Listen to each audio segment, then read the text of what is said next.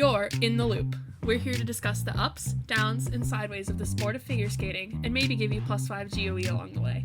Let's introduce this week's hosts. Hi, this is Carly. I'm currently spending the off-season waiting for program announcements, especially from the rhythm dance, because I love my musicals. You can find me on Twitter at CyberswanSP. Hi, I'm Niamh, and I've been enjoying my break from the competition stress by doing absolutely nothing. You can find my Twitter at Riverdance. Hi, this is Gina. You can find me on my Twitter at 48Twizzles. Let's get into our news. So we have already started the season with a competition, which is terrifying. It's Broadmoor Open, which is one of the qualifying competitions to the US Nationals. So for the ladies, we had Alyssa Liu in first place, Young Yu in second place, and Yi Christy Leung in third. And for the men's, we had Jimmy Ma in first, Ben Jolovic in second, and Emmanuel Salvary in third. We also had the Peggy Fleming Trophy with Jason Brown in first place, Andrew Torgashev in second place, and Karen Chen in third place. Other competitors included Mariah Bell, Camden Pulkinnon, and Tomoki Hiwatashi. We should probably mention that the Peggy Fleming Trophy is a very specially judged competition. The scores are going to be different. Like, for example, Jason Brown won with a 120.4. Your artistic score is like 60% of your score, which is different from how competitions are usually judged. We have also had some coaching changes and training-based changes. We have Vincent Zhou will now be trained under Mi Hamada, and he will be splitting his time between her base in Japan and his current coach, Tammy Gambel. He will also be attending Brown University for the first semester, so he will also be splitting his time between his two bases and Rhode Island, so good luck to him. Yeah, good luck to, Nathan Chen, Karen Chen, Vincent Zhou. They're all going to, Ivies and, splitting their time, and I'm like, how do you do this? I can't even get up in the morning. Literally same. Gabby Dowman will also be moving her training base to join her coach Lee Barkle at the Granite Club. We wish the people who are making coaching changes the best. Alright, so getting directly into the topic of today's episode, we're going to be talking about Warhorses. I'm pretty sure if you're in the figure skating fandom, you know what a warhorse is, but just to give you a direct definition. So, directly from the Cambridge Dictionary, it is known as a disapproving term for a piece of music, television show, play, or other performed piece of work that has often been performed and is very famous. It was first attested in 1837 in the figurative sense, and is now commonly used in the arts and a lot in figure skating. So, in figure skating, a lot of people just call warhorses, overused pieces of music, but it's really just it's music from ballet, musical theater, and popular movie soundtracks that are not only well-known and well-used, but they're recognizable, and they have stories built into them, and they have characters connected to them that skaters can reference and portray, and, whether it be in choreography, performance, or just overall the packaging, including the costuming. Let's think about why warhorses are so common. So there's pros and cons to skating warhorses. So it can be good for juniors who are developing their performance and interpretation skills because it allows them to focus on getting those technical elements because they have those references that they can think about from the origin of the music, if it's something like a ballet or a musical theatre or movie piece. But they can also reference previous performances from other skaters, which makes it a little bit easier for them. They can look back at popular performances of the same piece of music, get inspiration, and also get motivation to perform. And also audiences can be very receptive to music that is easily recognizable, music they know and understand and have experience with, and that helps them to get behind the skater. A crowd supporting a skater has proven to be very motivational and very encouraging to skaters, so that also helps. Judges can also respond quite favourably to certain types of music. It is worth remembering that the ISU was formed in 1892 and was predominantly European until about 1911.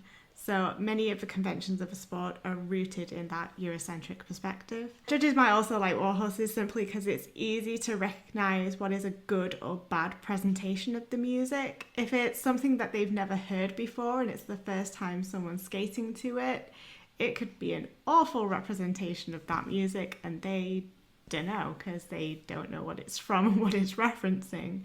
But if someone's coming out and skating Carmen, they've got 50 million Carmens that they can compare it to. Often at the same competition.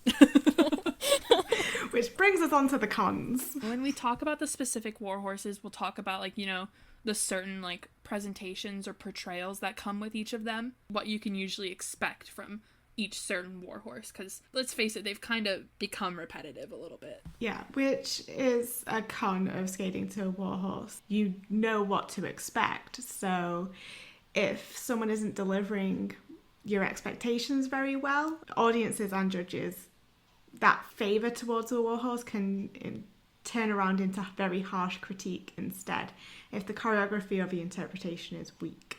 And also, one of the cons of doing a Warhorse is that, like, programs can be perceived as dull, predictable, or forgettable. Like we said, predictable because a lot of people have portrayed the same characters, and dull because it's exactly the opposite of taking a risk.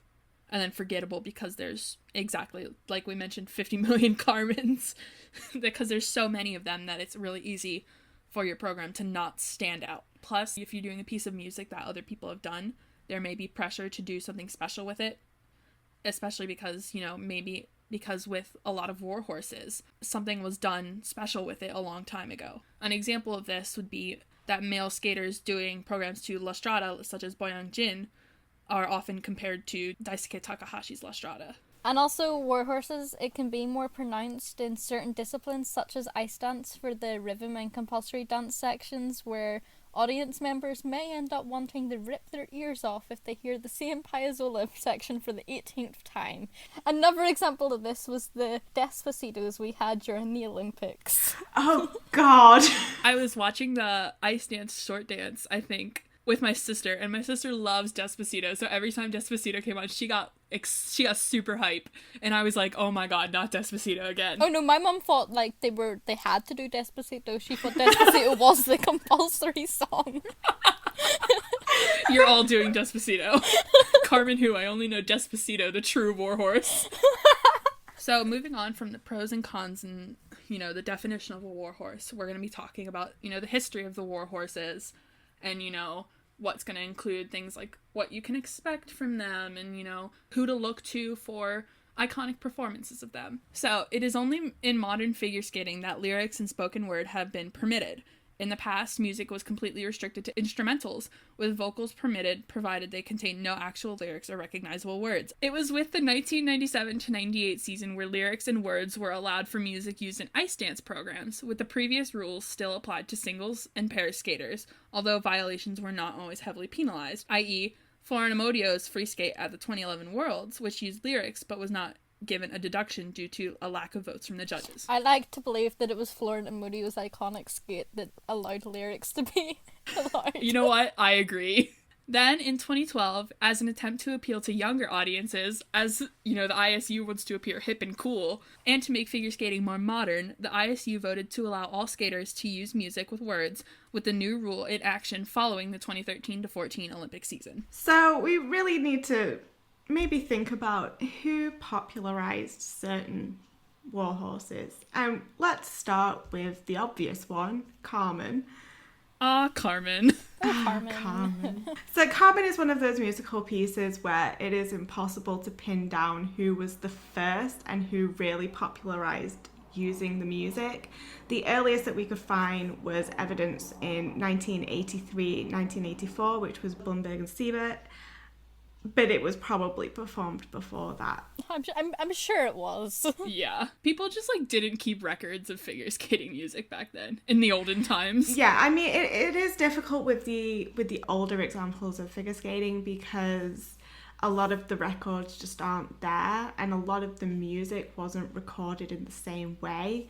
You also have the fact that the short program only really existed in like 1973. So having two pieces of music for the short program and the free program wasn't a thing until the 1970s. So we did our best when it comes to trying to find the first people. If you can find any earlier examples, please send them to us. Yeah, because I'm really curious now. Yeah, I'd be really interested to know. There was also the iconic Battle of the Carmens in 1988 between Katarina Witt and Debbie Thomas. So overall, it's been pretty hard to pinpoint an exact moment in which Carmen became popular, since it's just kind of been around forever. And there's too many iconic moments in skating with Carmen to completely specify which was the first one to popularise it.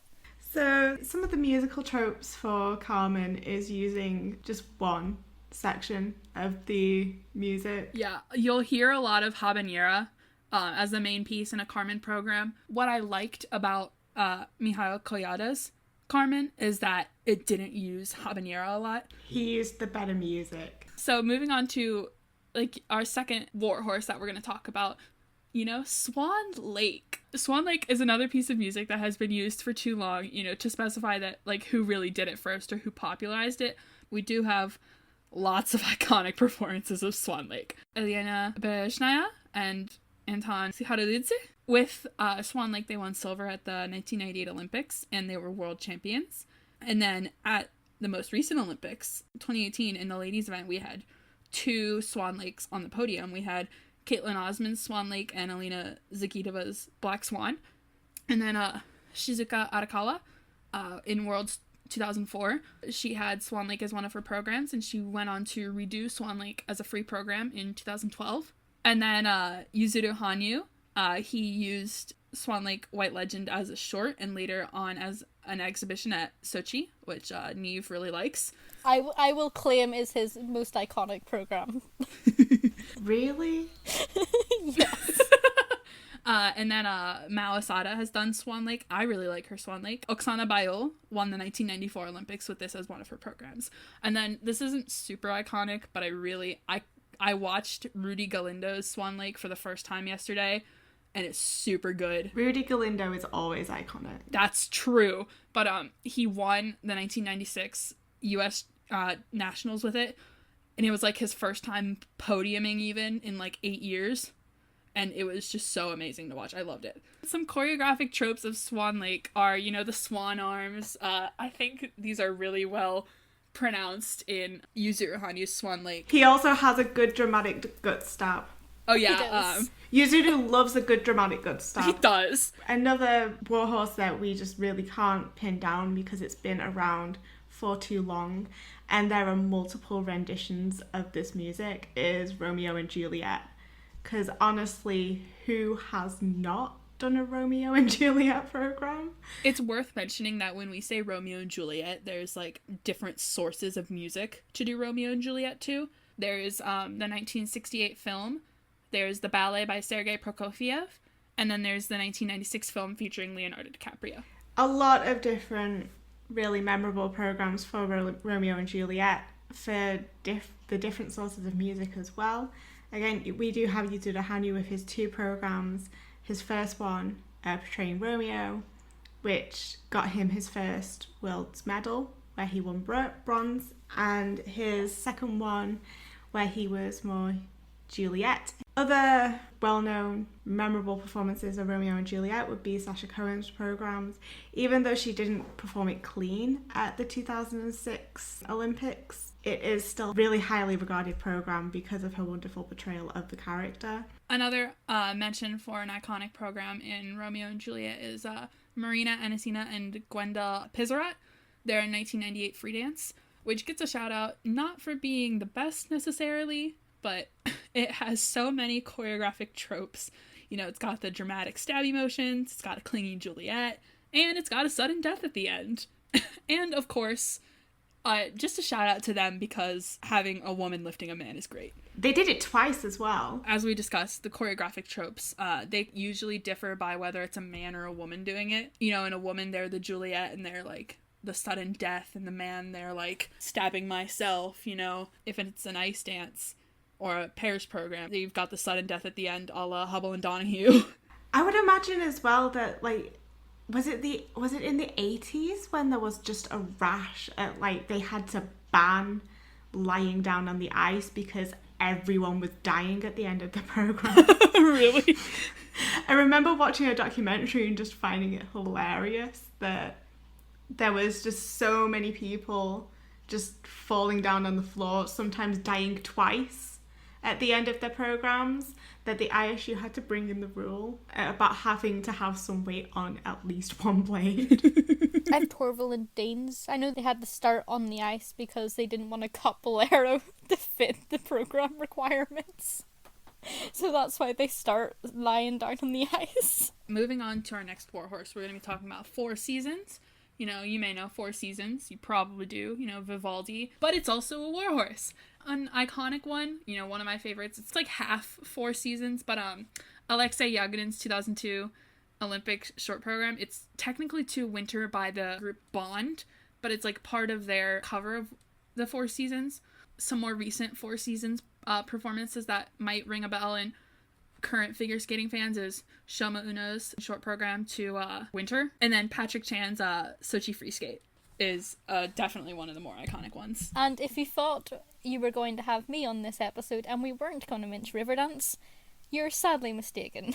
So Riverdance is one of those pieces of music that I feel like nearly every single Japanese skater has either done a Riverdance or at least thought about doing a Riverdance. So Riverdance programs usually consist of Reel Around the Sun or a medley including Reel Around the Sun, Keina Cuchulainn and Riverdance. Riverdance is pretty recent. It only actually was released in 1995, so it was easy for us to find who was the first, or at least the most likely to be the first, which was most likely Shailene Bourne and Victor Kratz at the 1997 to 1998 Olympics, which is probably one of the most iconic programs in ice dance, at least. I feel like everyone's seen it at some point. Another iconic program was Takeshi Honda's 2003 Worlds performance, which is most likely the one to be credited with its popularity amongst Japanese skaters at least, and we have a long list of Japanese skaters. We have Rika Hongo, Satoku Miyahara, Shoma Uno, Nobunari Oda, Kazuki Tomono, and most likely many, many more. And there are general tropes with Riverdance, which include a green silk and gold costume, or red in the case of fire dance, and a fast-paced step sequence that most likely emulates the general idea of Irish step dancing. And we obviously can't mention Riverdance and not mention Jason Brown's Nationals from 2014, which went viral on Facebook and is the reason I started watching figure skating. Alternative to Riverdance is the Lord of the Dance, also Fleet of Flames and Celtic Tiger, but those last two aren't. No one has seemed to use them, and they also have really good music, so please, someone, if you're listening, please give us them. But Lord of the Dance has also been around for as long as Riverdance, but it's very less used. I found examples of Barbara Pizzaropoli and Maurizio Hargaleo in 2002 to 2001. Also, Brian Joubert's 2006 Euros short program is great, by the way. Guinard and Fabry done actually a medley of Riverdance and Lord of the Dance in 2015, which is also great and one of my favourite Riverdances. And also another shout out to Komatsubara and Coleto, who are doing a Lord of the Dance free dance next season, because they have heard all of my prayers. Good for them. So our next Warhorse is the Firebird, and in terms of ballet music, this is not the oldest. So the ballet was created in 1910. Of course, we couldn't find any figure skating performances around that time. Some notable performances that we found of Firebird include Shen Shui's and Zhao Hongbo's 1999 to 2000 program. They won Grand Prix final and World Silver with it. We also have one that a lot more people today might know would be Tatsuki Machida's 2013 to 2014 free skate, which earned him World Silver in 2014. I really tried to look for like the earliest one I could find, and the earliest one I could find was from 1983 from the International Professional Championships, and it was Tala Cranson's, and it was Disco Firebird, which is the most 80s thing I've ever seen. That's so beautiful. If you thought that Tatsuki Machida's Firebird costume was really out there, you need to see this one. Can we like just have a competition of like disco versions of Warhorses? Oh my god, that would be so good. Another Warhorse that I really fixated on for no reason, wanting to find the earliest example, was Phantom of the Opera. And I thought I could find a really... Just in case you didn't know what Phantom of the Opera sounded like. So the Andrew Lloyd Webber musical debuted in 1986, and I would have thought I would have been able to find quite a lot of examples from that early, but I couldn't. The earliest ones I could find were mostly from the professional scene, and they used lyrics, because apparently that rule wasn't in the professional competitions. And that was as early as 1987. So it did enter figure skating pretty early on. I just couldn't find any examples of it in competition until about 1993.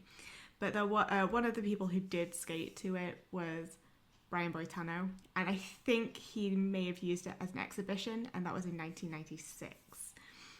It didn't seem to start becoming popular until after the movie in 2002, which is a choice. Yeah, that is a choice. And Shizuka Arakawa used it as an exhibition in 2004. Pang Chin and Tong Zhan used Phantom of the Opera for their short program in 2004 and to 2005, and for their free from 2005 to 2007, where they won bronze at Grand Prix final in 2004. They won silver at the 2005 and 2007 Four Continents Championships, and they also won silver at the 2007 Worlds. But in 2006, they won gold at Worlds with their Phantom of the Opera programs. So it worked for them. I mean, they must have loved Phantom of the Opera if they'd done it for one season, realised the short program wasn't long enough, and then had to change it to the free skate because it was longer. Yeah. Phantom of the Opera is another Warhorse that is really popular with the Japanese, and I blame Daisuke Takahashi because he used it for the 2006-2007 season for his free skate, and he won silver at Worlds, and then everyone in Japan decided to do Phantom of the Opera. Could they not have like gotten inspiration from like Blues for Kluge? Make Blues for Kluge a Warhorse. I love that piece of music. Please. Actually, for a Warhorse, Phantom of the Opera isn't really skated that much. It's not like Carmen levels overused, but because Phantom of the Opera is the most successful Broadway musical ever, and it's been running for like 30 plus years. It's so embedded in the social consciousness that any reference to it, you immediately, your brain is just like, I've heard this so many times, I'm so aware of this. So I think it has more of a Warhorse effect than music that's used a similar amount. Also, the fact that Phantom of the Opera is so like clear, like you know it's a Phantom of the Opera program straight away, it probably makes it seem like it's done more than it is. Yeah, because it's not like, let's think of an overused piece of music that isn't considered a Warhorse. I Put a Spell on You. Yeah, like I've put a spell on you is, there's no clear character. Really, you can play that so many different ways. Phantom of the Opera, you are either the Phantom or you're Christine. So you are either, and if we're using the Andrew Lloyd Webber version of the Phantom, you are either misunderstood, sad emo, or you are a sad, weirdly into it girl. Weirdly into it. So it really stands out as being quite trite, even if it's not actually used that much. But yeah, notable performances might be Davison White from 2009 to 2010. Akiko Suzuki did it for her 2014 Olympics free. I really love Akiko Suzuki's. I think it might be my favorite Phantom. She does a really good job of being Christine. Speaking of being Christine, a more recent one, Alina Zakitova. A rundown of Phantom of the Opera in 2.5 minutes. To be fair, Andrew Lloyd Webber would approve. He would.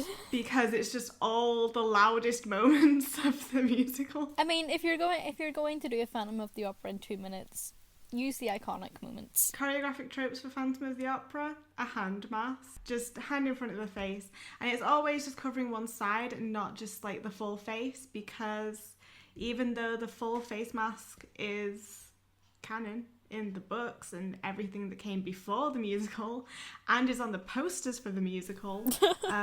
The full mask had to be abandoned from the musical because it didn't work well with Michael Crawford's on-stage mic. So, fun fact of the day, learn something new every day. That's where the half mask comes from.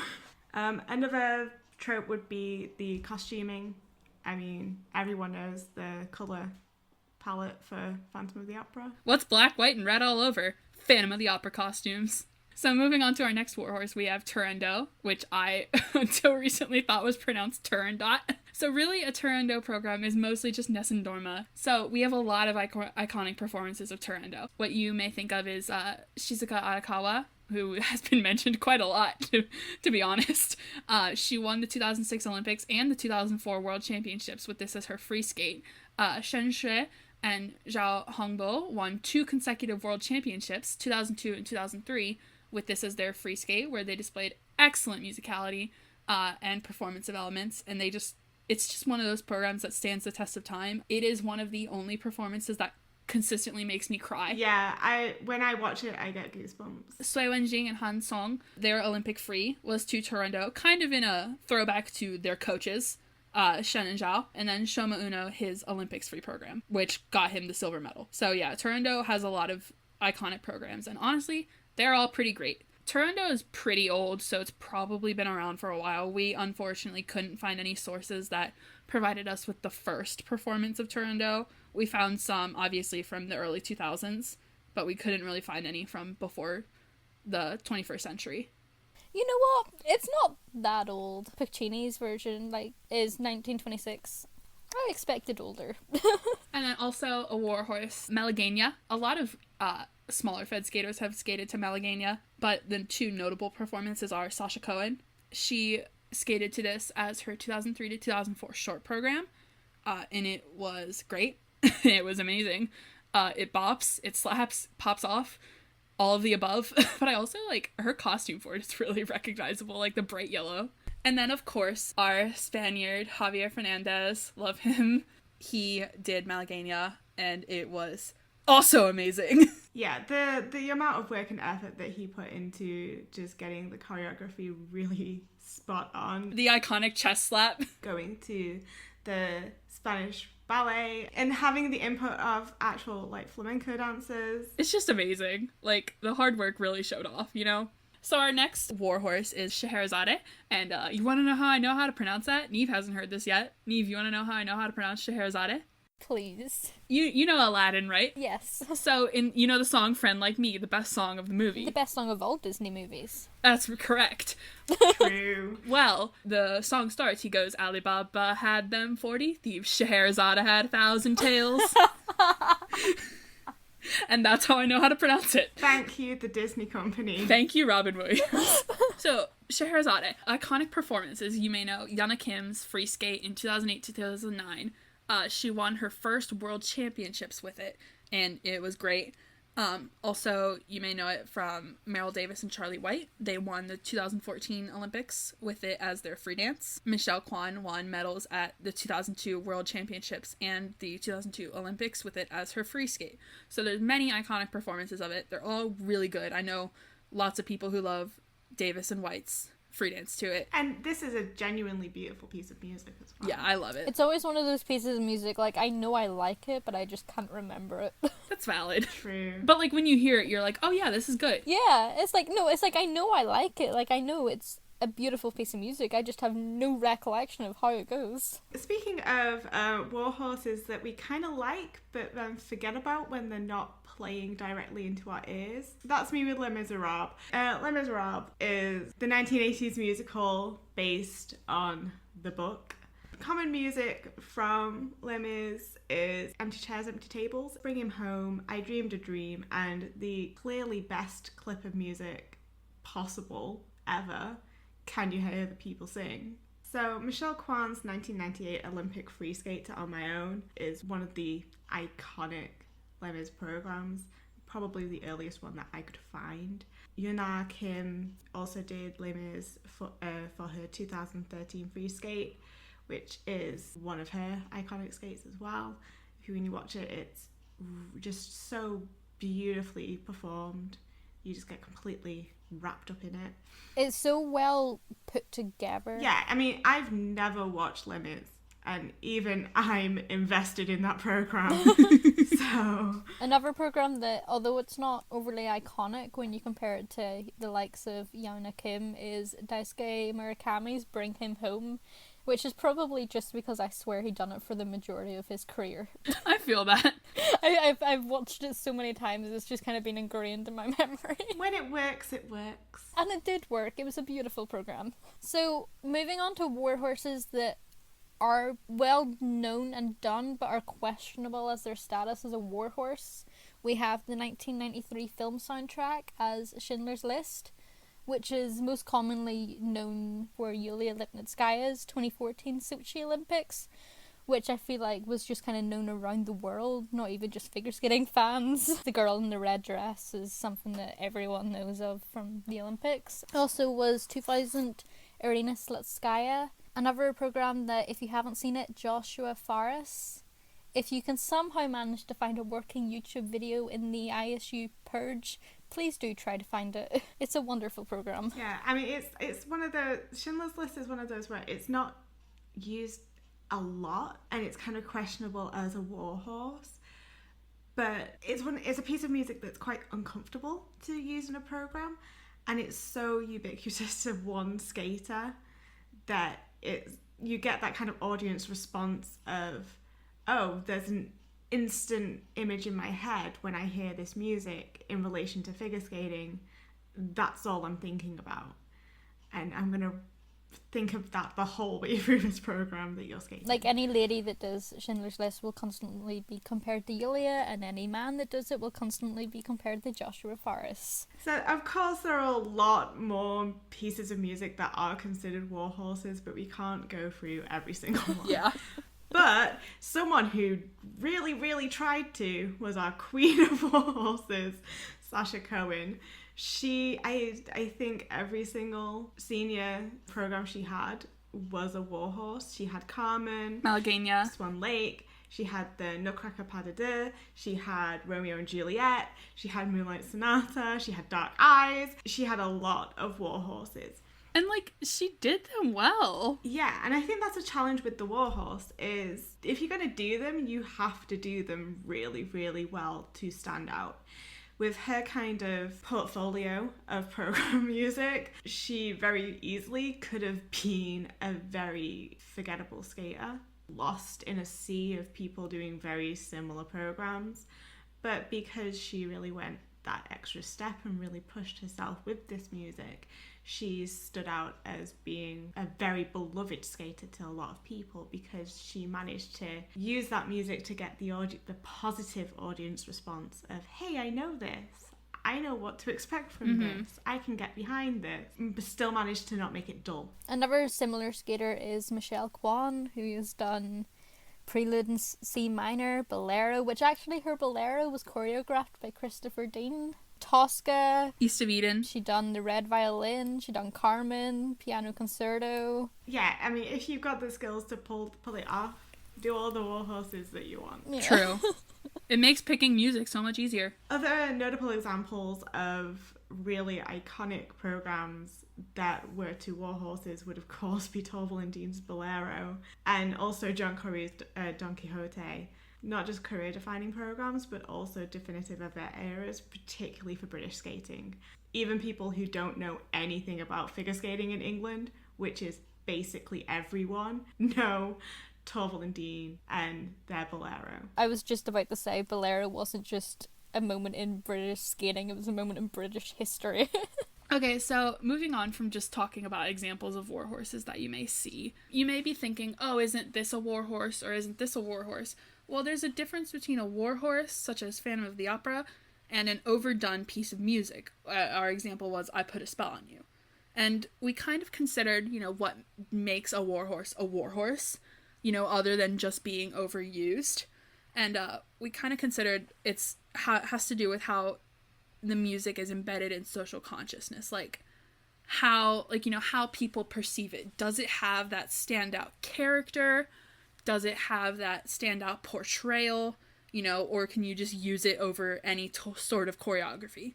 like, you know, I put a spell on you, or this is a man's world. Well, they're overused. They're open to different interpretations.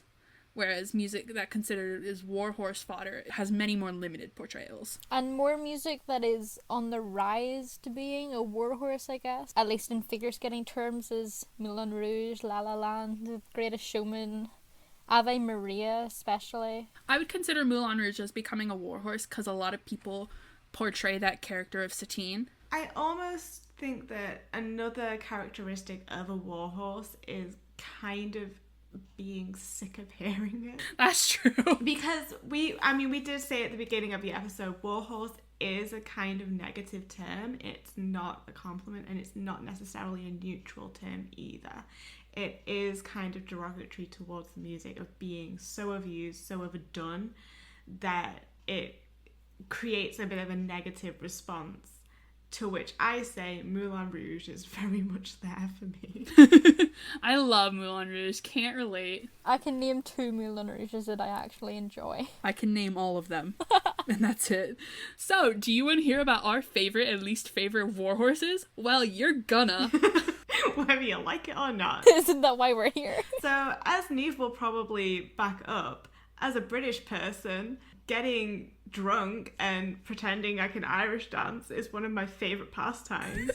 So, no English person can Irish dance, but everyone will attempt to at a wedding to Bewitched. Oh no, yes. So, as an English person who really enjoys watching other people Irish dance or trying to do it myself and failing miserably, river dance is really easy for me to enjoy.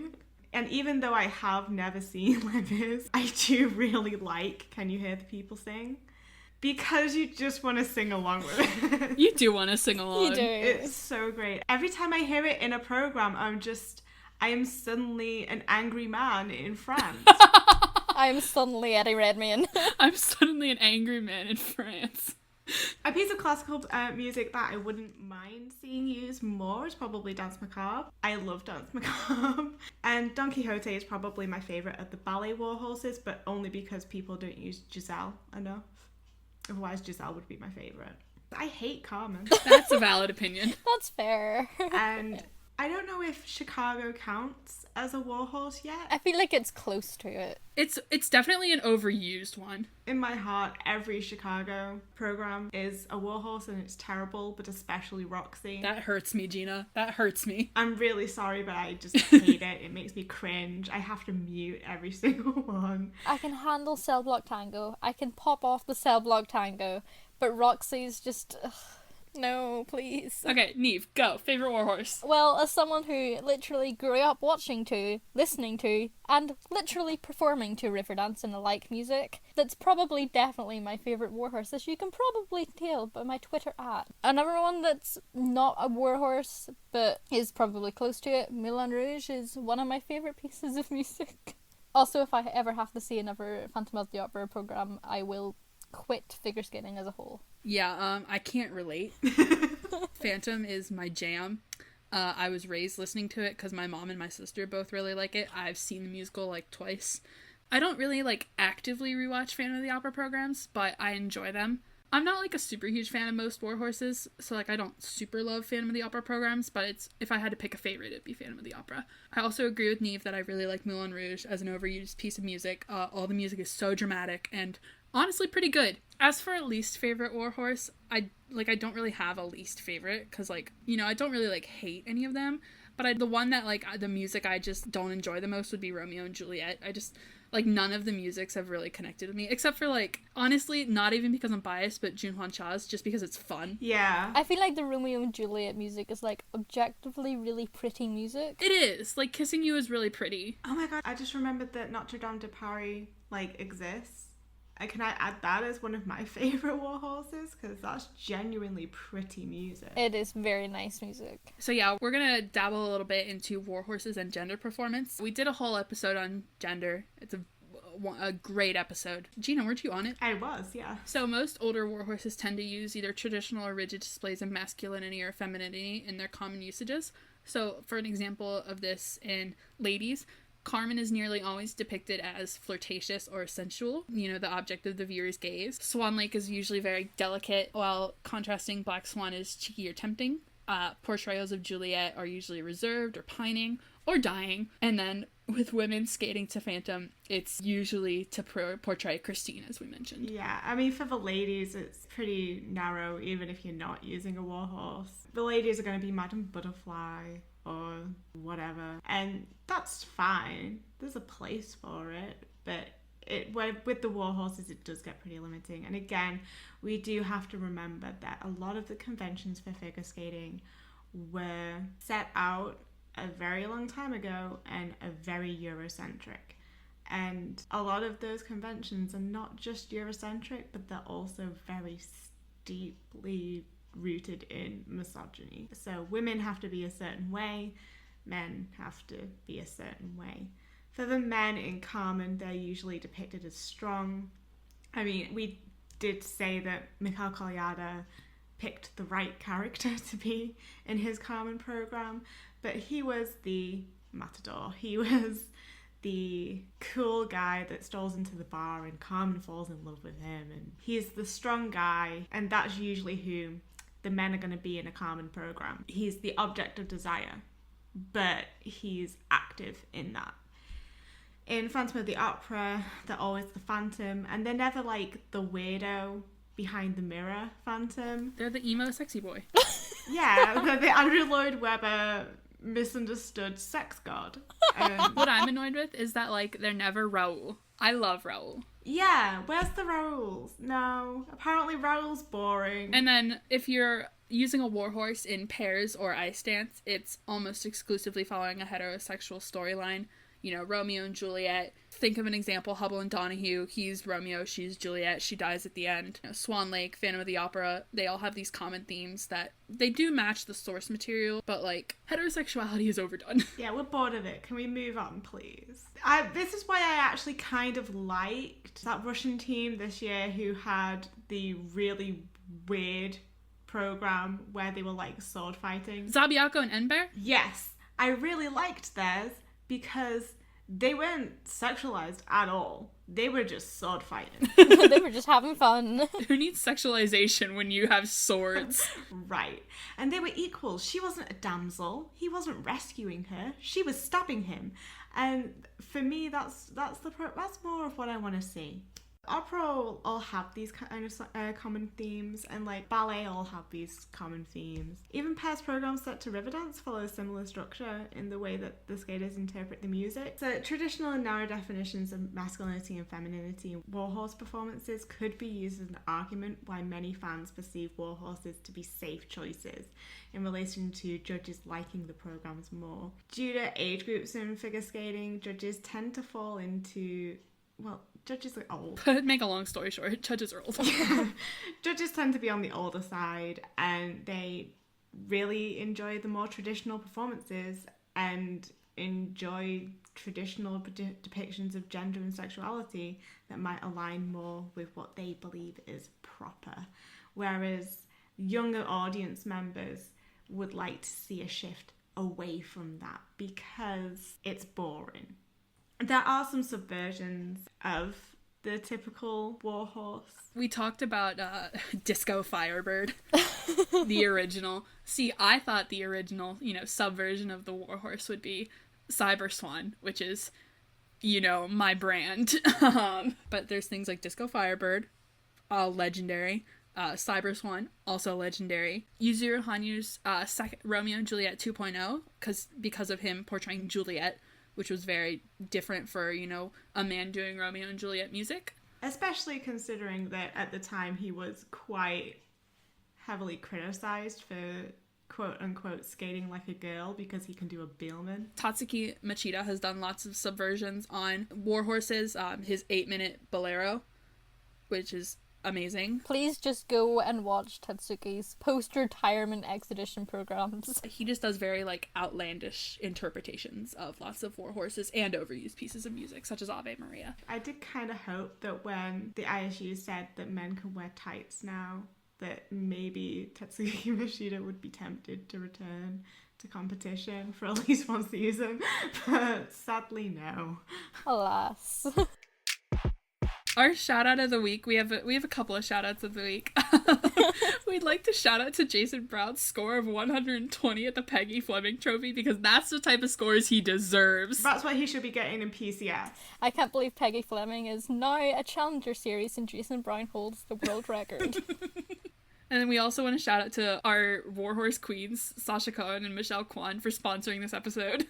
Thank you guys for listening. We hope to see you again for our next episode. If you want to get in touch with us, then please feel free to contact us via our website, inthelowpodcast.com, or on Twitter or Tumblr. You can find our episodes on YouTube, iTunes, Google Play, Stitcher, or Spotify. And if you enjoy the show and want to help support the team, then please consider making a donation to us on our Ko-Fi page. And we'd like to give a huge thank you to all of the listeners who have contributed to our team thus far. You can find the links to all our social media pages and our coffee on the website. If you're listening on iTunes, please consider leaving a rating and a review if you enjoyed the show. Thank you for listening. This has been Gina, Carly, And Niamh. thank you for listening. Da da da da da da da da da da da da.